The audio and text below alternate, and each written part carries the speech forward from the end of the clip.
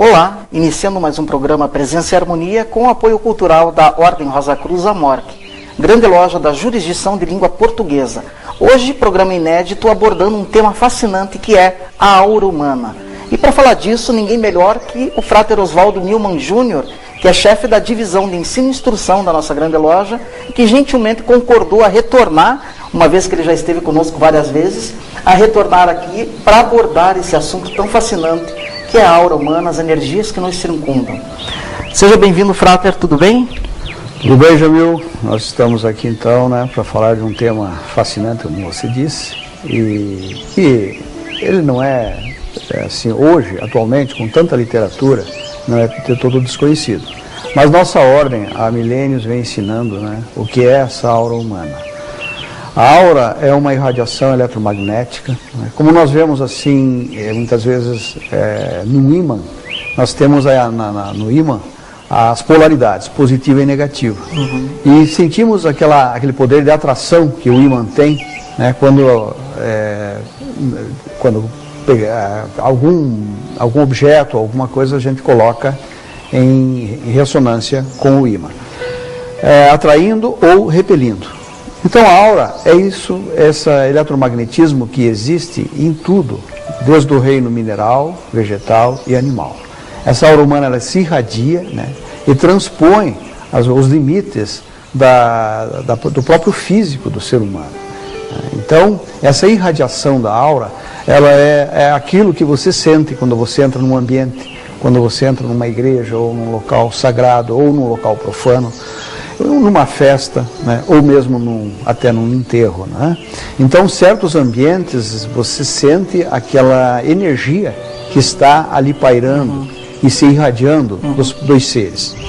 Aquela imagem nós temos uma imagem, então, que mostra essa aura bastante efusiva, bastante irradiante do ser humano, que ela pode atingir muitos metros e a pessoa à distância pode senti-la.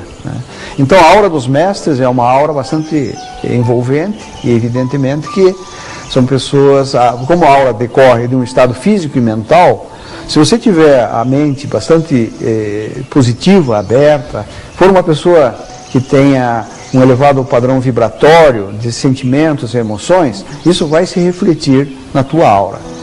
Então a aura, você pode, como se diz assim, mascarar tudo na tua vida. Você pode fingir e tentar esconder. A única coisa que você não pode esconder é a aura.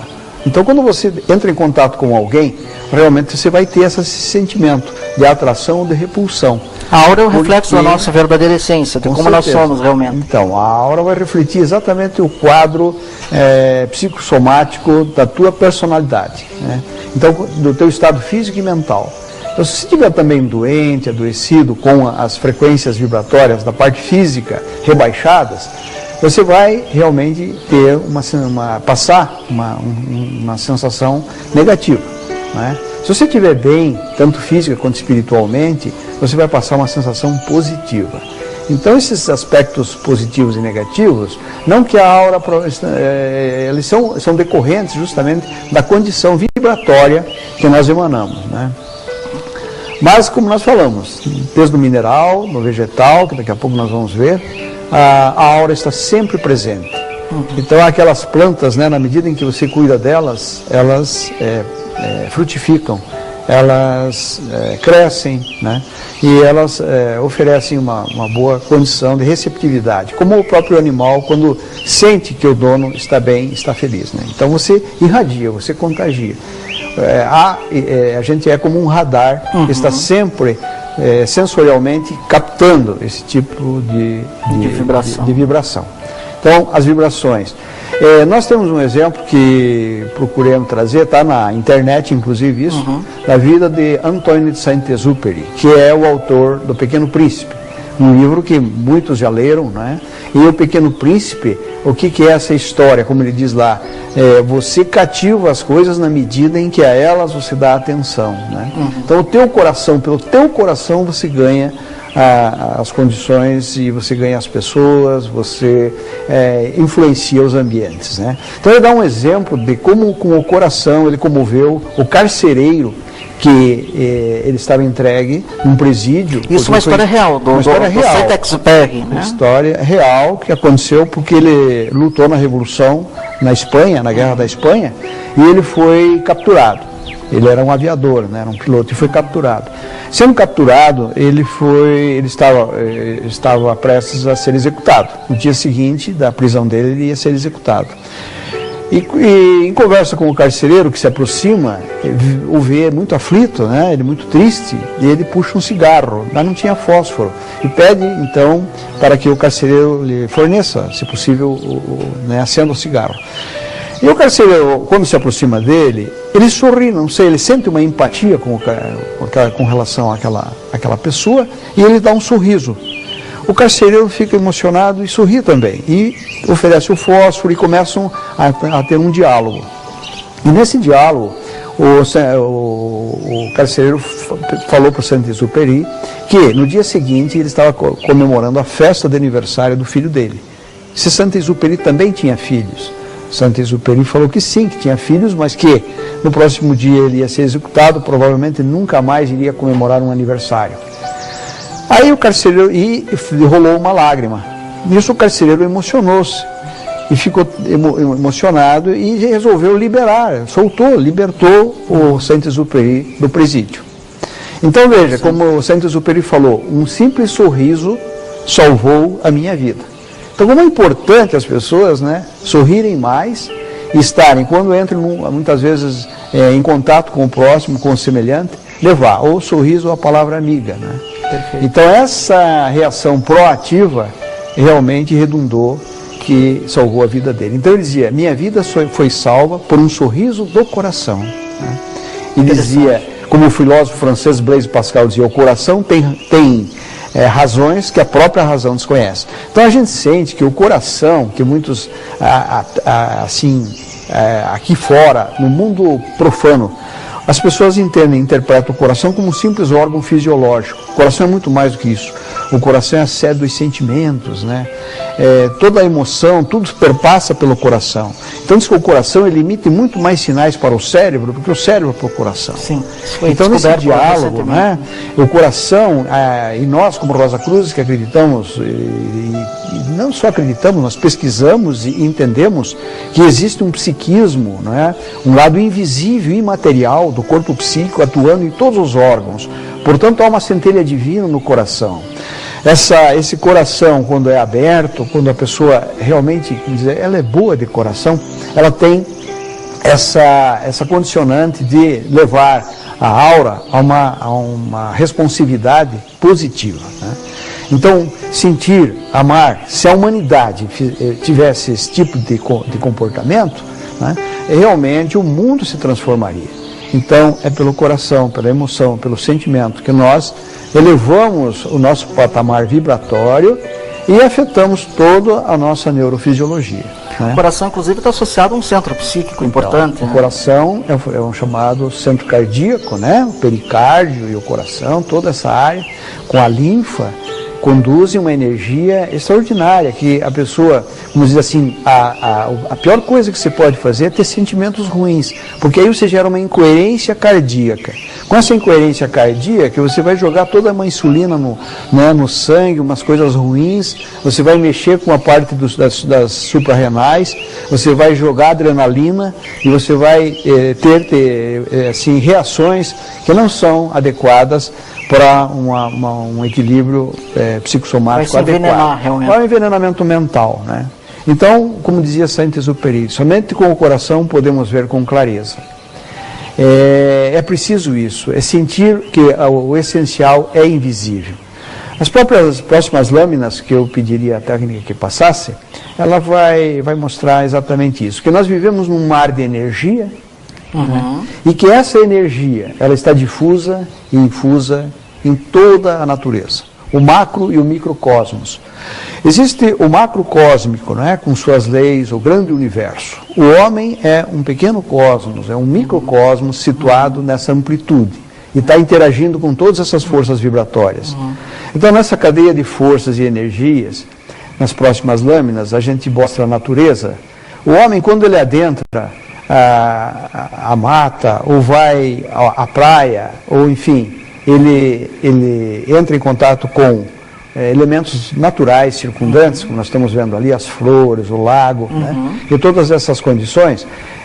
Isto, às vezes a pessoa, num passeio em contato com a natureza, ela está se reabastecendo, porque ela está justamente usufruindo das vibrações naturais, né, do universo, essas vibrações que vão energizá-lo, tanto no sentido físico, quanto na transmutação da mente para estados mais elevados de consciência. Então o ambiente natural, ele realmente tem um potencial de reenergização para o ser humano. Isso não é uma simples questão de efeito placebo, é um efeito real. É um efeito real, né? Então o magnetismo que você vai, quando se pisa na areia da praia, quando você está em contato com a água do mar, quando você inspira o ar puro da mata, né? Todos esses elementos são importantes e contribuem para que você tenha uma aura fortalecida. Então os retiros, as coisas que a gente faz às vezes, né, buscando uma contemplação, uma meditação, em locais propícios como esses, nos reabastecem. Né? Então somos uma espécie de baterias que precisam ser reabastecidas. Essas energias vão ser buscadas. Nós vamos ver na sequência dos slides a questão da planta, por exemplo. Olha a aura da planta que aparece aí, projetada. Né? Então, a planta tem uma aura, tem uma energia. E existe a tal da mimosa pudica, por exemplo, que é uma planta na qual, quando você se aproxima, tenta tocar nela, ela se recolhe, ela se retrai. Então ela é muito sensível. Então mostra a reação que essa planta vai ter de acordo com o teu estado vibratório. Porque a aura, ela está, se nós tivéssemos uma aura meter aqui, e eu fosse ver a tua aura, né, a partir de um determinado ponto, você vê que se estabelece entre 5, pode ser até 10 metros. Então a aura de um mestre, a aura de um sábio, a aura de uma pessoa que vive integrada e harmoniosa, ela tem uma aura muito positiva. Então não é à toa que a gente gosta de estar com as pessoas santas, entre aspas, porque não existe propriamente, se fosse santo não estaria na Terra, ou está, mas está em caminho de evolução. Mas nós temos exemplos grandes, como os Dalai Lama, como nós tínhamos o próprio Papa João Paulo II, que era uma força exponencial. Sem dúvida, né? Sem dúvida. Então quando você chega a certo de pessoas, na ordem nós tivemos H. Spencer Lewis, tivemos Ralph Lewis, né? Então foram imperadores que eles passavam uma energia muito forte para a gente na medida em que se aproximavam. Então você sente isso, essa irradiação. Mas o invisível, como diz Saint-Exupéry, aliás, o essencial é invisível para os olhos. Então a pessoa, ela quer sempre ver para crer. Né? Realmente aquilo que você fala, todo mundo quer uma comprovação. Mas a comprovação, ela está aí, na própria reação dessa planta, como eu falei, dessa mimosa pudica. Ela está na sequência aqui no slide, onde nós fizemos uma montagem e a planta está cortada. Olha, vejam só, uma planta integral e a planta cortada. No plano invisível, você nunca consegue eliminar o corpo psíquico da planta. Interessante dizer corpo psíquico da planta, mas a planta tem um corpo psíquico, é gerado. Há uma energia, uma responsiva, uma inteligência por trás dela, nas células dela, né, que mostra que elas são vivas, são seres vivos como nós, e reagem. Então ali, quando nós vimos naquela folha, ela cortada, ela mantém o aspecto imaterial. O corpo psíquico. O corpo psíquico. Esse corpo psíquico é aquilo que a gente até já citou, falou algumas vezes, mas nós recebemos na ordem uma pessoa que teve as pernas amputadas. E ela, ao adentrar ao templo, ela me disse que ela sentia, faziam 2 anos que tinha sido num acidente com trem. Essa pessoa, veja a fatalidade, ela caminhando pelo trilho, caiu, o trem passou e cortou, teve as pernas amputadas, porque quando ela caiu, ela desmaiou para fora e as pernas ficaram nos trilhos, nos dormentos. E o trem passou e ela ficou com as pernas amputadas, perdeu as pernas. Então, o que ele dizia? Que ele sentia esses órgãos e tinha muitas vontades muitas vezes ele tinha vontade de sair da cadeira e andar. Então era terrível aquela percepção, né, que ele tinha de ter as pernas psíquicas e não as pernas físicas. Se você pegar um neurofisiologista, ele diz, não, isso são das terminações nervosas, é do sistema nervoso que deixou ali esse tipo de sensação. Mas não é, isso é algo que está muito arraigado no subconsciente da pessoa. É o corpo psíquico dela que permanece, está intacto. Então ela sofreu uma mutilação física. Porque a alma não se mutila, a parte psíquica é imaterial. É indestrutível mesmo. Não se mutila, ela só vai deixar e vai desaparecer com a transição da pessoa, que dizemos a morte, né? O falecimento. Quando uma pessoa falece, se pode chegar com um aparelho, com aura meter, ou com qualquer outro aparelho medidor de aura, você vai ver que não há ali nenhuma responsividade. A pessoa realmente ali, a vida acabou, naqueles termos físicos, porque há uma repulsão e a matéria se desintegra. A matéria volta à essência, ao pó da terra. A parte psíquica, esse corpo psíquico que formou-se no momento da junção em que o ser humano, ele nasce, então com a primeira inspiração, nós falamos aquela história bíblica, né? Como é que é? E Deus insuflou no corpo do homem o sopro de vida e ele tornou-se uma alma vivente. Isso não é só a religião que diz, os místicos também dizem e comprovam isso, porque sem realmente a força vital não há vida. Se o indivíduo não inalar, e não é só o oxigênio, porque se fosse só o oxigênio, essa pessoa nunca morreria, porque o oxigênio não falta, a não ser que faltasse, né? A não ser que ele fosse, entrasse lá e se afogasse e faltasse a oxigenação no cérebro. Do contrário, a pessoa não morreria, porque o oxigênio está aí, nós temos à disposição na natureza. Mas o que é esse oxigênio? A força vital, ela é veiculada através do oxigênio. Por isso que a encarnação se dá na primeira inspiração da criança. Na primeira inspiração. A encarnação da alma divina. Então, com a primeira inspiração, né, a própria Bíblia diz isso. Então, há aqueles opositores, não, quando a criança foi concebida, ali gerou-se já, a alma já está ali. Para nós, Rosa Cruz místicos, nós compreendemos que enquanto não houver a primeira inalação, a primeira inspiração, não existe vida independente. Não que não haja vida, vida haverá, evidentemente, sempre. A vida está presente, mas ela não há vida consciente naquele ser. Aquele ser ainda não tem autonomia, não é uma personalidade alma formada independentemente. Ela ainda usufrui de toda a energização da mãe, maternal, né? Então, todo o processo do feto, do embrião ao feto, até o nascimento, nessa fase, é um órgão que está se desenvolvendo dentro do útero materno, claro, no ventre materno. Ao nascer, com a primeira inspiração, então, condizendo até com a Bíblia, né? E Deus insuflou no homem o sopro de vida e ele tornou-se uma alma vivente. A partir dali, gerou-se a personalidade alma. A personalidade alma, então, traz consigo essas características de um corpo psíquico que se forma ali, que é um elo de ligação. Da transição, quando há... Mas esse corpo psíquico é o elo de ligação entre o físico e a alma. Então, na hora da morte, o que ocorre com o corpo psíquico? O corpo psíquico vai afastar-se, naturalmente. Ele não tem mais um corpo físico para atuar, não tem mais uma necessidade. Ele cumpriu a finalidade de permitir que a alma se manifeste no físico. Então o corpo psíquico é um elo intermediário, né? Esse corpo psíquico é um corpo fluídico de energização que permite que a alma se manifeste através do corpo físico. Na questão da morte, ele se desintegra. Se desintegra. Ele passa... Normalmente o corpo psíquico fica retido nas cercanias do próprio defunto, né, da pessoa que falece, por cerca de 3 a 7 dias. Por isso existe, aí os religiosos botaram a tal da missa do sétimo dia. Tudo isso tem um sentido, tem uma significado esotérica. E o que acontece? O corpo psíquico, como ele está ali, muitas vezes a pessoa é bastante materialista, o corpo psíquico fica retido pelo período em que a personalidade estiver ainda presa à matéria.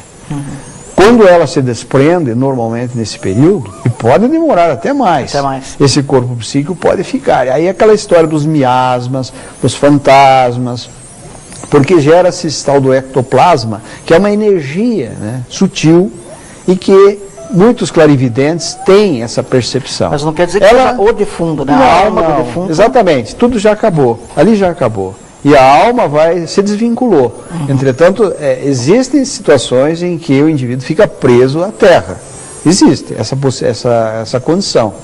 Mas normalmente é neste período de 3 dias, de 3 a 7, mas 3 dias... É o desligamento. O desligamento. Há um desligamento. Ele é gradual. Assim como quando há o nascimento, há um determinado tempo em que esta personalidade ela se ajusta ao ambiente terrestre, físico. Então, o pai e a mãe estão todos estão eufóricos, né? Achando que a criança está os reconhecendo, que é uma alegria e tal. Normalmente a alma ainda não se apercebeu, ela demora a ter a percepção daquele ambiente, daquela situação, e decorrido algum prazo é que ela vai começando a tomar consciência desse mundo físico, porque ela vem de um mundo cósmico, de uma vida extrasensorial, num outro mundo, um mundo imaterial, de outras dimensões. Nós vivemos numa terceira dimensão, né? Dentro dessa terceira dimensão, de comprimento, altura, largura, medimos tudo aqui pelos aspectos objetivos e pelo lado físico. Então é aquela história, não estou vendo a aura, mas poxa, a pessoa está falando da aura humana, mas e onde é que está essa aura? Mas ela é imperceptível, mas ela é sensível, né? E ela é tão interessante, né, que depois a gente vai ver no transcurso do nosso depoimento, que há já antigamente pessoas físicas ligadas também à espiritualidade, fizeram testes, como o padre Landel de Moura, que nós falamos, brasileiro, né? Brasileiro, ao qual em 1912 ele criou a tal da eletrofotografia, a máquina que por razões lá contingenciais, de dogmas, de situações religiosas, ele não pôde dar expansão àquele tipo de invento que ele descobriu com a eletrofotografia. Então, depois dele veio o Cameron, que desenvolveu o aurameter, né? O Cameron era um radiestesista, e através do subconsciente, ele usando a varinha hidroscópica, que era uma varinha de madeira, ele conseguia identificar veios d'água. Então isso é uma sensibilidade que a pessoa tem, nem todos têm. Essa sensibilidade é desenvolvida através da força da própria aura. E vinculada com o subconsciente. Então você tem essa percepção extrasensorial. Isso é um desenvolvimento, um despertar interior, um despertar psíquico atingido por essa pessoa, por certas pessoas. Cameron é um reverendo californiano americano. Em 1925 ele desenvolveu a aurameter, porque até ali havia a tal da forquilha de madeira, que era usada como um seixo para fazer esses experimentos de busca de minério. E, em princípio, eles buscavam só a parte mineral, veios d'água e coisas minerais. E a questão do Kirlian?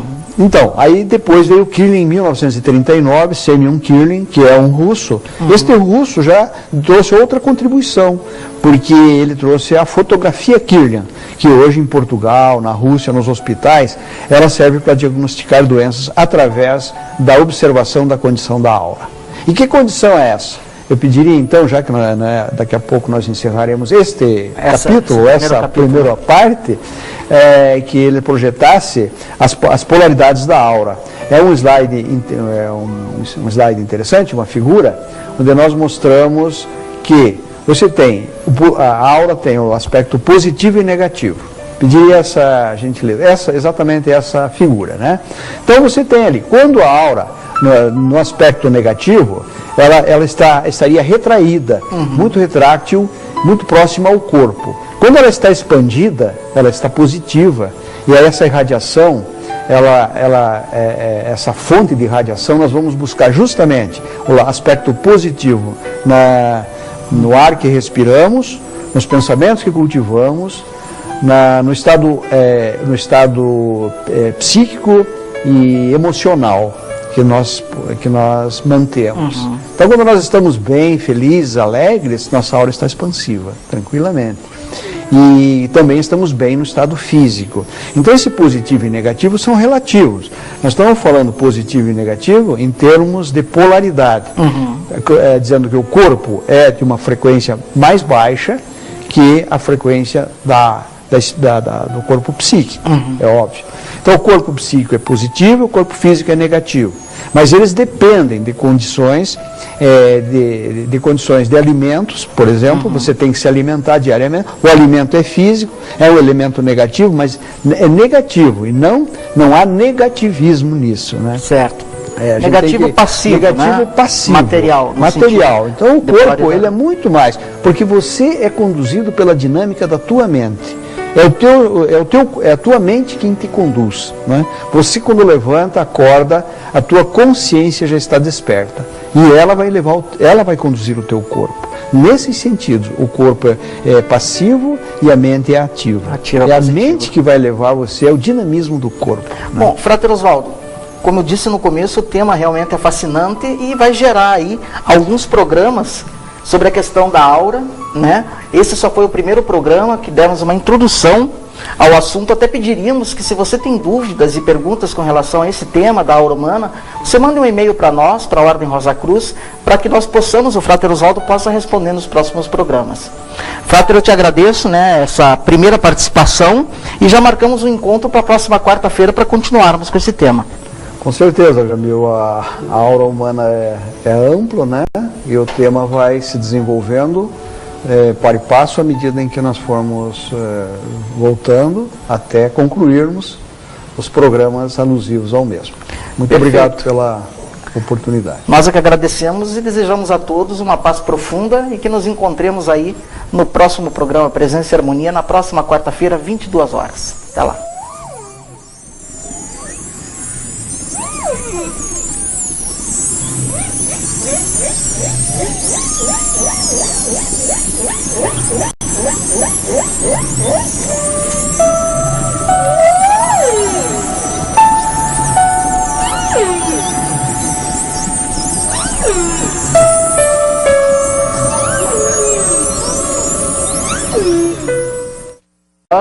Que gentilmente concordou a retornar, uma vez que ele já esteve conosco várias vezes, a retornar aqui para abordar esse assunto tão fascinante que é a aura humana, as energias que nos circundam. Seja bem-vindo, Frater, tudo bem? Tudo bem, Jamil? Nós estamos aqui então, né, para falar de um tema fascinante, como você disse, e que ele não é assim, hoje, atualmente, com tanta literatura, não é de todo desconhecido. Mas nossa ordem, há milênios, vem ensinando, né, o que é essa aura humana. A aura é uma irradiação eletromagnética, né? Como nós vemos assim, muitas vezes no ímã, nós temos no ímã as polaridades, positiva e negativa. E sentimos aquele poder de atração que o ímã tem, né, quando essa aura é bastante efusiva, bastante irradiante do ser humano, que ela pode atingir muitos metros e a pessoa à distância pode senti-la, né? Então a aura dos mestres é uma aura bastante envolvente e evidentemente que são pessoas, como a aura decorre de um estado físico e mental, se você tiver a mente bastante positiva, aberta, for uma pessoa que tenha um elevado padrão vibratório de sentimentos e emoções, isso vai se refletir na tua aura, né? Então a aura, você pode, como se diz assim, mascarar tudo na tua vida. Você pode fingir e tentar esconder. A única coisa que você não pode esconder é a aura. Então quando você entra em contato com alguém, realmente você vai ter esse sentimento de atração ou de repulsão. A aura é o reflexo da nossa verdadeira essência, de como nós somos realmente. Então, a aura vai refletir exatamente o quadro psicossomático da tua personalidade, né? Então, do teu estado físico e mental. Então, se você estiver também doente, adoecido, com as frequências vibratórias da parte física rebaixadas, você vai realmente ter passar uma sensação negativa, né? Se você estiver bem, tanto física quanto espiritualmente, você vai passar uma sensação positiva. Então, esses aspectos positivos e negativos, não que a aura, eles são decorrentes justamente da condição vibratória que nós emanamos, né? Mas, como nós falamos, desde o mineral, no vegetal, que daqui a pouco nós vamos ver, a aura está sempre presente. Então, aquelas plantas, né, na medida em que você cuida algum objeto, alguma coisa, a gente coloca em ressonância com o ímã, atraindo ou repelindo. Então, a aura é isso, esse eletromagnetismo que existe em tudo, desde o reino mineral, vegetal e animal. Essa aura humana, ela se irradia, né, e transpõe os limites do próprio físico do ser humano. Então, essa irradiação da aura, ela é aquilo que você sente quando você entra num ambiente, quando você entra numa igreja, ou num local sagrado, ou num local profano, ou numa festa, né, ou mesmo até num enterro, né? Então, certos ambientes, você sente aquela energia que está ali pairando e se irradiando dos seres. Aquela imagem nós temos uma imagem, então, que mostra, né?